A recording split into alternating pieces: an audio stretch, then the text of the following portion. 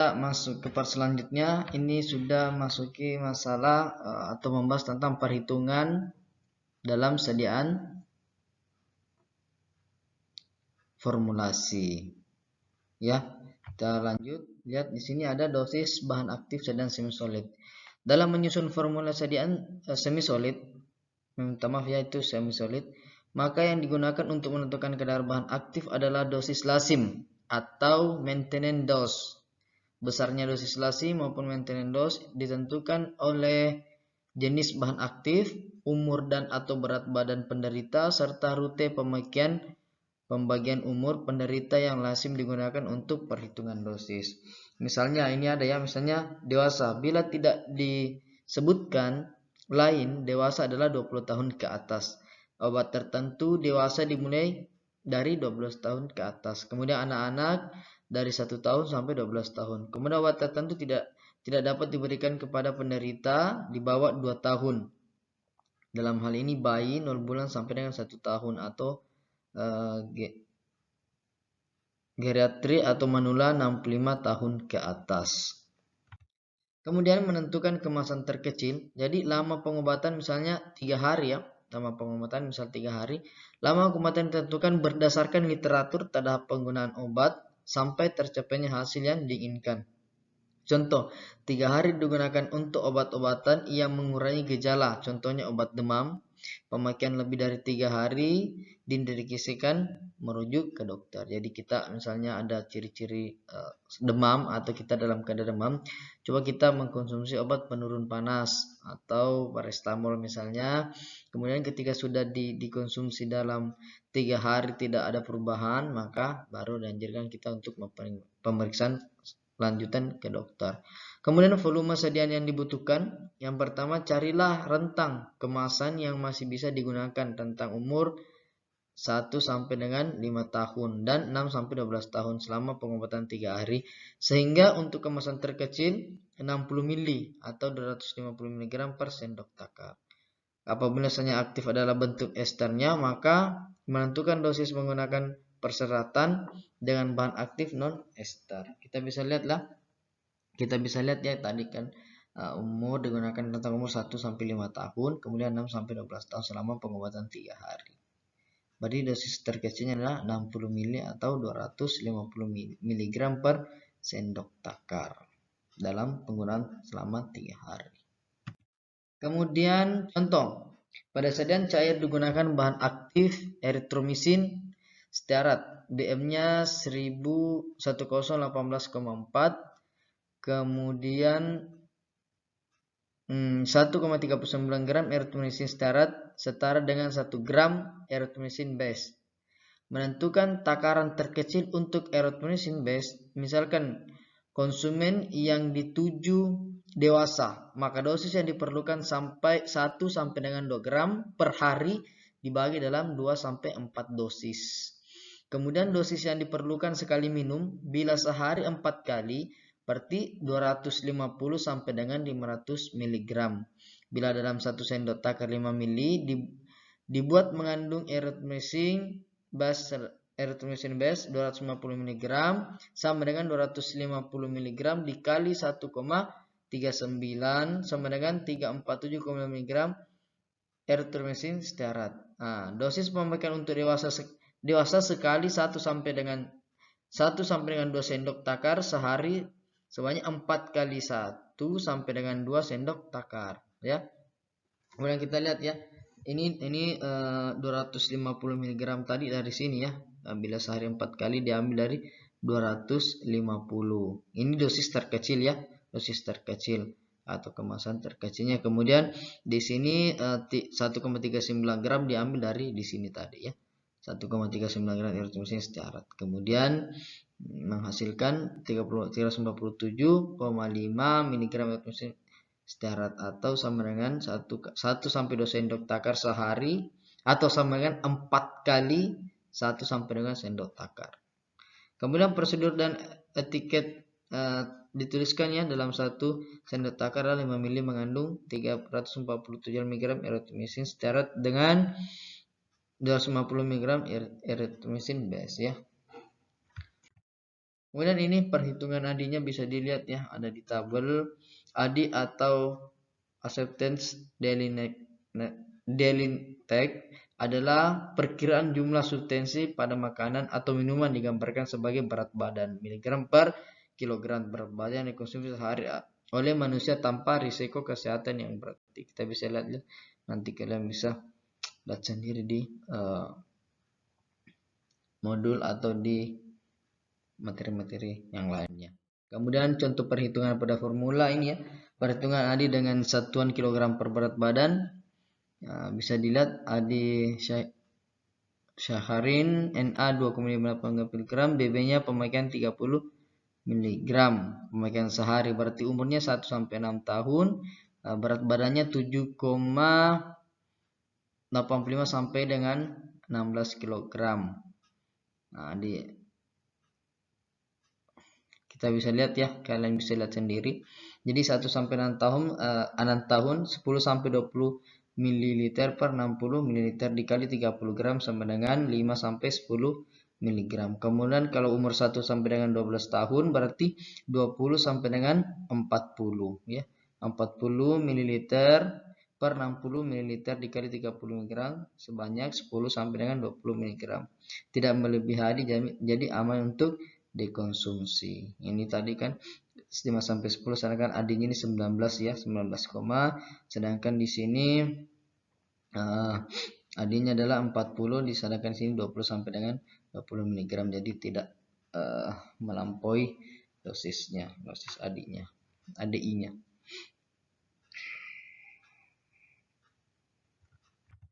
Kemudian perhitungan pengawet. Suatu sediaan suspensi diinginkan dibuat dengan spesifikasi pH 6. Pengawet yang digunakan adalah Na benzoat. Berapa jumlah Na benzoat yang harus ditambahkan? Nah, cara penyelesaiannya, lihat pH efektivitas Na benzoat. Misalnya di pH atau di HPE adalah pH 2,5 dengan konsentrasi 0,02 sampai dengan 0,5% asam benzoat. pKa-nya sebesar 4,19 pada pH 5 dengan konsentrasi 0,0%. Dihitung bentuk yang tak terionkan dengan rumus Henderson dan Hasselbalch. Ya. Nah, ini dia perhitungan pengawetnya. pH-nya sebenarnya pKa ditambah log bagi dengan gram per asam. Nah, tadi kan pH-nya 5, kemudian pK-nya 4,19 ditambah dengan log, gramnya tadi 0,02 ya per asam. Jadi 0,18 sama dengan log 0,2 dibagi dengan asam. Jadi 6,4565 sama dengan 0,2 log dari 0,81 ya. Kemudian hasilnya adalah asamnya adalah 3,09779,10 pangkat minus 3. Jadi bentuk tak terionkan dari Na benzoat adalah 3,0979 10 pangkat dikali 10 pangkat minus 3. Itu ya, ini rumus secara sederhana saja. Kemudian perhitungan pengawet jumlah Na benzoat yang harus diambil pada pH 6 adalah masukkanlah lagi, pH-nya adalah 6, kemudian pK-nya tadi 4,19 ditambah log per gram. Gram asam kan tadi sudah dapat ya, asamnya adalah 3,0979 dikali 10 pangkat minus 3, makanya 1,81 sama dengan log gram dibagi dengan 3,0979 kali 10 pangkat minus 3, kemudian dihasilkan gramnya sebesar 0,2. 0,2 diambil dari 64 dibagi 64,5654 dibagi dengan 3,097 dikali 10 pangkat minus 3 menghasilkan 0,2. Kemudian kita masuk ke cara kerja sediaan sinusoid ya. Cara kerjanya yang pertama, salep. Pembuatan salep dilakukan dengan memanaskan 2 fase minyak dan fase cair. Saya percepat saja ya, nanti kemudian kalian bisa baca lebih lanjut di modul karena memang semua ini ada di modul. Kemudian pertama, semua bahan yang larut dalam air masuk ke wadah 1, sedangkan bahan-bahan yang tidak larut air dimasukkan ke wadah 2. Kemudian fase air terdiri dari aqueous dan gliserin.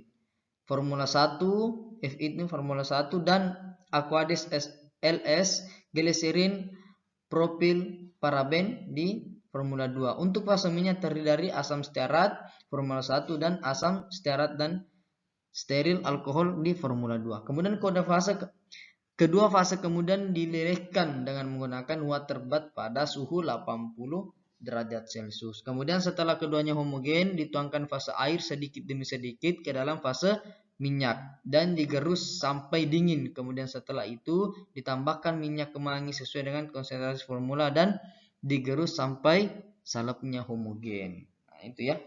Ini pembuatan salep dengan menggunakan dua fase ya, fase minyak dan fase air, dicampur dengan cara dicampurkan. Kemudian krim, nah ini ya, kita lihat cara pembuatan sediaan krim. Pembuatan sediaan krim meliputi proses peleburan dan proses emulsifikasi. Kemudian komponen yang larut dalam air dipanaskan pada suhu yang sama dengan komponen lemaknya. Kemudian larutan berair secara perlahan-lahan ditambahkan ke dalam campuran lemak yang cair dan diaduk secara konstan. Temperatur dipertahankan selama 5-10 menit untuk mencegah kristalisasi dan dari lilin atau lemak. Nah, jadi saat proses penghomogenan atau pencampuran memang suhunya harus dipertahankan selama 5-10 menit, sehingga karena kalau suhunya turun itu bisa menyebabkan kristalisasi karena adanya penurunan suhu. Kemudian selanjutnya campur perlahan-lahan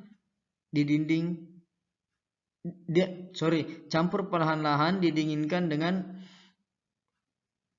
pengadukan yang terus-menerus sampai campuran mengental. Jadi setelah semua komponen masuk, kemudian diaduk sampai suhunya turun, yang kemudian nanti akan menghasilkan atau berubah fisik menjadi lebih kental. Kemudian contoh formula krim, yaitu komposisi formula krim. Ya, metode pertama yaitu bahan-bahan yang larut dalam minyak atau fase minyak dilebur bersama di penangas air pada suhu 70 derajat Celcius. Ini contoh pembuatan formula maksudnya ya. Kemudian sampai semua bahan lebur, dan bahan-bahan yang larut dalam air atau fase air dilarutkan terlebih dahulu dengan air panas juga pada suhu 70 derajat Celcius sampai semua bahan larut, kemudian baru dicampurkan, digerus sampai berbentuk massa krim. Nah, jadi ini dibedakan ya, misalnya bahan-bahan yang larut minyak berarti dia dilarutkan di minyak semua dulu, kemudian bahan-bahan yang larut air dilarutkan di air dengan suhu 70 derajat Celcius. Nanti ketika semua bahannya larut di masing-masing tempat larutnya, baik itu larut di dalam larut basis minyak atau fase air, itu nanti akan digabungkan setelah semuanya larut, nanti akan dicampurkan satu persatu sampai digerus sampai guna homogen dan akan membentuk fase massa krim. Kemudian metode kedua, semua bahan baik fase minyak maupun fase air dicampurkan untuk dilebur di atas penangas air sampai lebur, baru kemudian digerus sampai terbentuk massa krim. Jadi ada dua cara ya. Cara pertama tadi ini dipisahkan. Cara pertama tadi ya, ini dipisahkan dulu mana yang bahan-bahan larut dalam fase minyak, kemudian disatukan dulu sama di fase minyak, begitupun yang larut di fase air. Nanti kemudian kalau sudah sama-sama homogen di fase minyak, sudah homogen di fase air, kemudian baru dicampurkan. Kalau cara kedua ini memang langsung dicampurkan saja. Pokoknya semua bahan baik itu yang larut dalam fase minyak dan ataupun yang larut dalam fase air, maka semuanya dicampur dan kemudian akan dilebur di atas penangas air sampai semuanya lebur homogen, kemudian nanti akan berbentuk massa krim. Kemudian gel.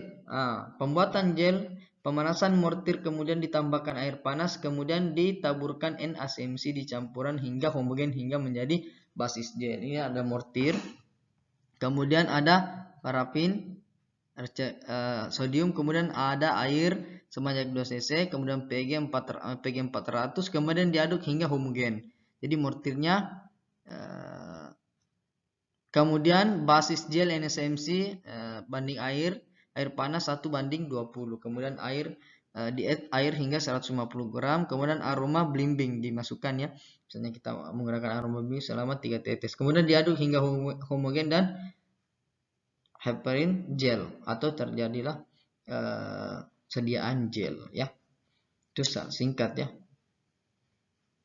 Di mortir harus dipanaskan dulu supaya mudah untuk dalam pembuatannya. Kalau mortirnya dingin sulit, akan mempersulit proses pembuatan. Kemudian pasta. Yang pertama dipersiapkan alat dan bahan, kemudian selanjutnya bahan ditimbang sesuai dengan kebutuhan. Sebelumnya zinc oxide dilakukan pengayakan sebelum ditimbang supaya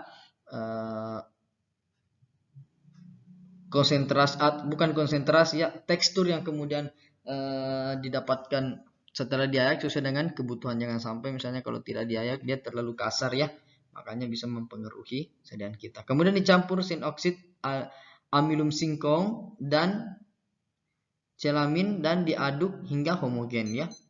Kemudian sebagian white petroleum dileburkan dan ditambahkan dalam campuran sioksi dan diaduk hingga homogen. Selanjutnya sisa white petroleum yang tidak dilebur ditambahkan dan dihomogen kembali. Jadi ketika sudah ini semua ditambahkan tapi masih ada yang tidak homogen, ditambahkan lagi, kemudian nanti ditambahkan lagi, dilebur-lebur sampai dengan nanti kemudian lebur semua atau homogen. Kemudian pembuatan suppositor ya. Pembuatan sediaan suppositor gelatin tulang ikan bandeng ya. Memang kalau kita berbicara masalah suppo, memang cetakannya bukan cetakannya ada yang kayak kapsul begitu. Itu atau gelatinnya misalnya memang biasanya digunakan gelatin tulang ikan bandeng. Kemudian disiapkan alat dan bahan yang akan digunakan, ditimbang bahan suppositor ke dalam wadah yang sudah ditarer. Kemudian dipanaskan air, lalu ditambahkan dengan gelatin hingga larut. Jadi gelatin dimasukkan dulu ke dalam air yang sudah dipanaskan. Kemudian ditambahkan gliserin sedikit demi sedikit, diaduk hingga homogen. Kemudian dituangkan leburan campuran bahan tersebut ke dalam cetakan, lalu dicetak. Kemudian suppositor yang telah dicetak tadi kemudian dimasukkan ke dalam wadah, lalu diberi kemasan dan etiket. Singkat ya. Kemudian tadi ada gliserin di sini, mana tadi? Kemudian tuang gliserin sedikit demi sedikit diaduk hingga homogen. Ini gliserin gunanya untuk sebenarnya ketika nanti dimasukkan ke dalam cetakan biasanya tidak menempel di cetakan juga ya, sehingga mempermudah kita mengambil sediaan yang sudah jadi dalam cetakan. Kemudian setelah itu suppositor diberikan etiket sesuai dengan etiket yang berlaku. Oke, itulah tadi materi, ada beberapa partnya, materi tentang formulasi sediaan semi solid. Semoga apa yang Anda terima, materi apa yang Anda terima bisa dicermati dengan baik. Kalau memang banyak kurangnya saya mohon maaf, karena sama-sama kita belajar di sini. Kalau ada yang ingin ditanyakan atau kurang jelas bisa kita diskusi, atau kalau misalnya ada beberapa part yang saya jelaskan menurut Anda tidak sesuai dengan literatur yang Anda pilih, bisa silahkan diutarakan dengan melampirkan atau menyebutkan literaturnya, sehingga bisa juga menjadi pembelajaran bagi kami ketika ada masukan atau koreksi dari teman-teman semua. Adapun tugas yang kemudian saya berikan, silakan coba teman-teman dari beberapa sediaan semi solid ini, kira-kira mana sediaan semi solid yang sering digunakan dalam kehidupan sehari-hari. Misalnya kalian sudah pilih salah satu, misalnya kalau krim ya, krim, coba kalian lihat krim yang kalian gunakan, lihat zat aktifnya apa, kemudian komponen-komponen yang ada di dalam krim misalnya yang kalian gunakan itu apa. Kemudian komponennya misalnya sudah ada komponennya, ada nama komponennya misalnya itu fungsi komponen apa, apakah dia sebagai pengawet atau antioksidan ataupun yang lainnya ya. Sekian dari saya. Sekali lagi banyak kurangnya saya mohon maaf, karena Kita hanyalah manusia biasa, tempatnya hilaf dan dosa. Saya akhiri dengan ucapan fastabiqul khairat. Assalamualaikum warahmatullahi wabarakatuh.